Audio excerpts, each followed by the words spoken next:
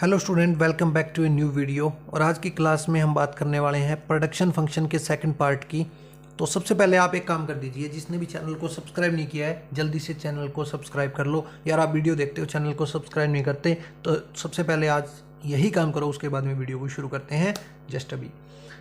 तो हमने बात कर ली थी लॉ ऑफ प्रोडक्शन की कि law of returns to a factor क्या होता है, law of returns to scale क्या होता है। अभी हमें बात करनी है फिक्स और वेरिएबल फैक्टर ऑफ प्रोडक्शन की।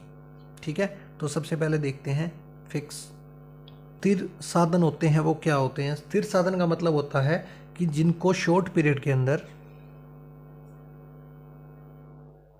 शॉर्ट पीरियड अल्पकाल के अंदर जिनको घटाया बढ़ाया नहीं जा सकता, ठीक है ना, उसको बोलते हैं फिक्स फैक्टर। फॉर एग्जांपल अगर बात करें तो यहाँ पर जो है प्लांट हो गया, ठीक है ना, और बड़ी बड़ी मशीनरी होगी, या फिर जो है स्केल हो गया प्रोडक्शन,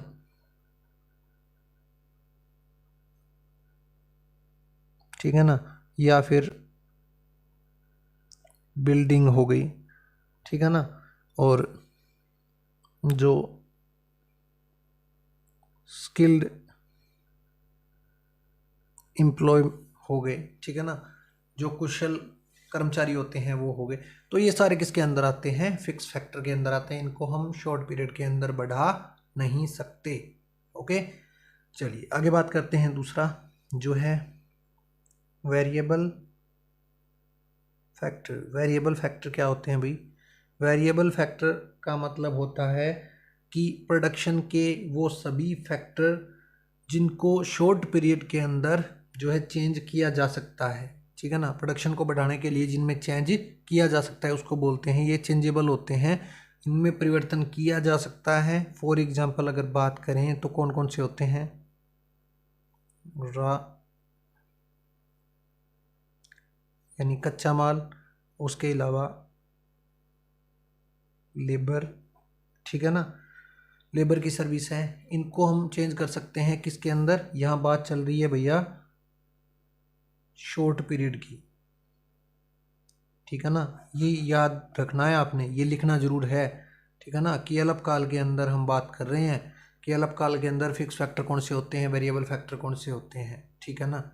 और प्रोडक्शन को अगर बढ़ाना हो तो हम इसमें चेंज कर सकते हैं, कैसे चेंज कर सकते हैं, ठीक है। तो इसके बाद का जो टॉपिक है हमारे पास वो है टाइम पीरियड का। किसका? टाइम,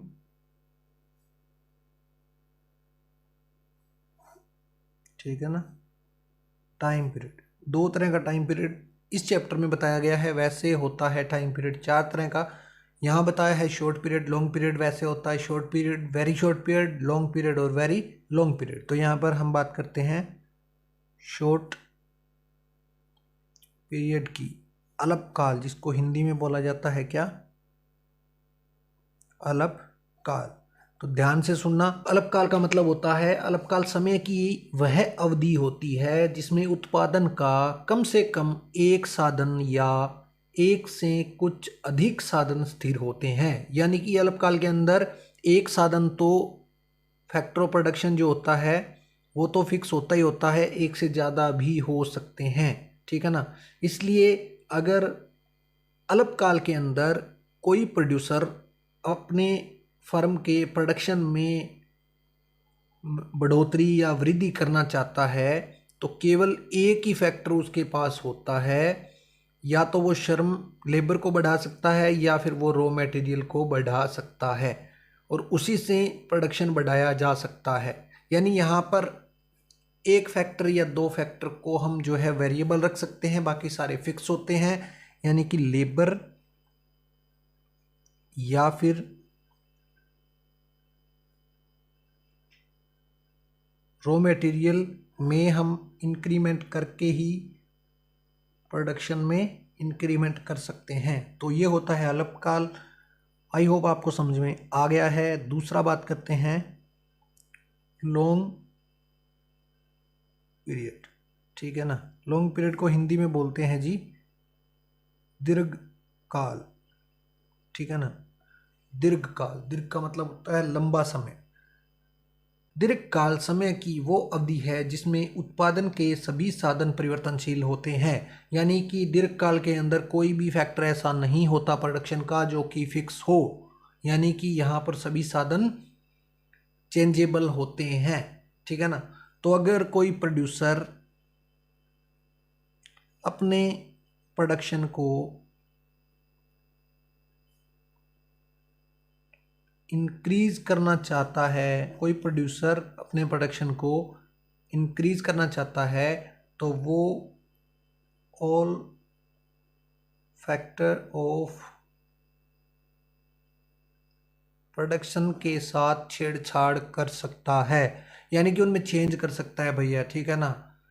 किसी भी साधन को बढ़ा सकता है, किसी को कम कर सकता है, इनपुट बढ़ा सकता है, लेबर बढ़ा सकता है, रॉ मटेरियल बढ़ा सकता है, टेक्नोलॉजी, मैनेजमेंट, सब कुछ यहाँ पर चेंज हो सकता है। ठीक है ना। फिर इसके बाद में आगे जो टॉपिक है हमारे पास वो है कि प्रोडक्शन इन शॉर्ट रन, यानी शॉर्ट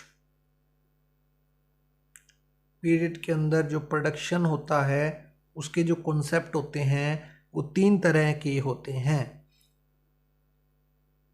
कॉन्सेप्ट्स कितने तरह के होते हैं? 3 तरह के होते हैं। सबसे पहला होता है टोटल प्रोडक्शन, यानी जिसको बोलते हैं कुल उत्पादन। कुल उत्पादन का मतलब क्या होता है कि कोई भी एक फर्म है और उस फर्म के अंदर जितने भी fix plus variable factor of production है वो सारे मिलकर, ठीक है ना, जितना भी प्रोडक्शन करते हैं,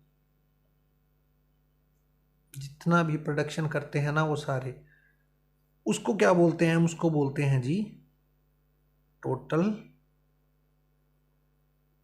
प्रोडक्शन। क्लियर बात? चलिए आगे है हमारे पास AVERAGE, average production. Average production क्या होता है? हिंदी में इसको बोलते हैं औसत उत्पादन। ठीक है ना। औसत की अगर बात आ गई तो इसका मतलब तो होता है कि प्रति व्यक्ति कितना उत्पादन है भाई। ठीक है ना। यानी कि एक आदमी कितना उत्पादन करता है, जस्ट यही हमें पता लगाना है। तो ये पता लगाने के लिए हमारे पास जो मीन मीडियन मोड हमने पढ़ा, तो वही माध्य वाला फॉर्मूला लगा देंगे कि माध्य में हम क्या पढ़ते थे कि आंकड़ों की जो है आंकड़ों का योग अपॉन आंकड़ों की संख्या।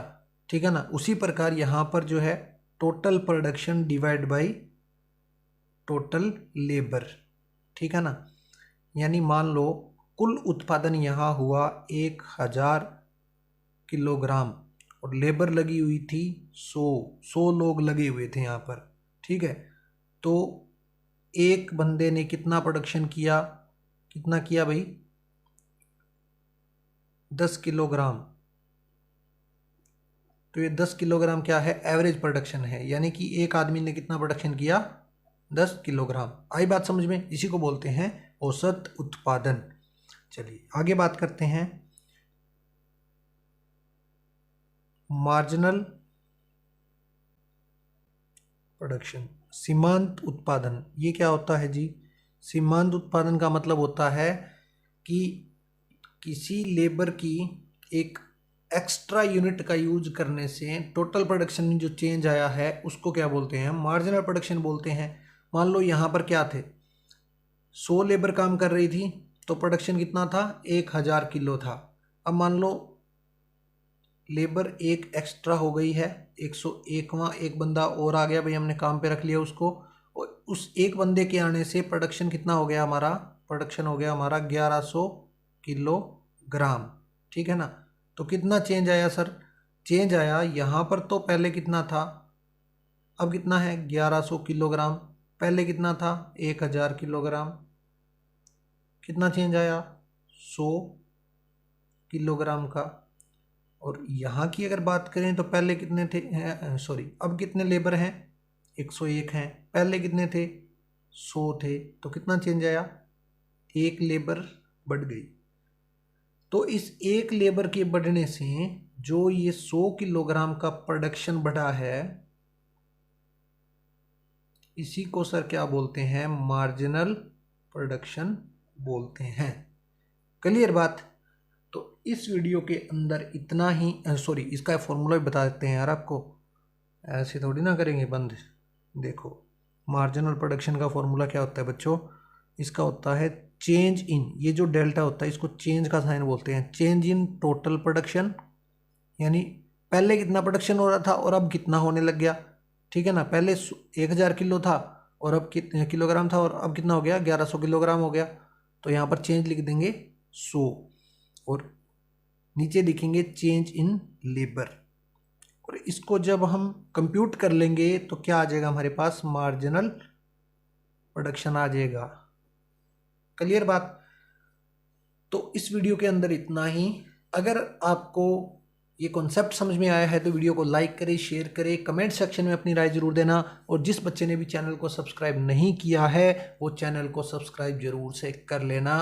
तो मिलते हैं इसके नेक्स्ट पार्ट के अंदर। बहुत सारे पार्ट आएंगे इस चैप्टर के, थोड़ा थोड़ा करके पढ़ रहे हैं हम, बड़े मज़े से पढ़ेंगे इसको, अच्छे नंबर लेने हैं ना तो आराम से पढ़ेंगे। ठीक है ना? तो ये था हमारा कौन सा? सेकंड पार्ट, और आगे आएगा थर्ड पार्ट, तो वो भी आपको देखना है। आज वाला पार्ट है एक, इससे पहले आ गया, वो देखना पहले, इसके बाद सेकंड, और फिर नेक्स्ट वीडियो के अंदर थर्ड पार्ट देखेंगे। तो जब तक थर्ड पार्ट आता है तब तक ये दोनों तैयार कर लीजिए, और हंसते रहिए, मुस्कुराते रहिए, देखते रहिए, अपने चैनल को पढ़ते रहिए और शेयर करते रहिए। मिलते हैं जल्द ही नेक्स्ट लेक्चर के अंदर। Bye bye student.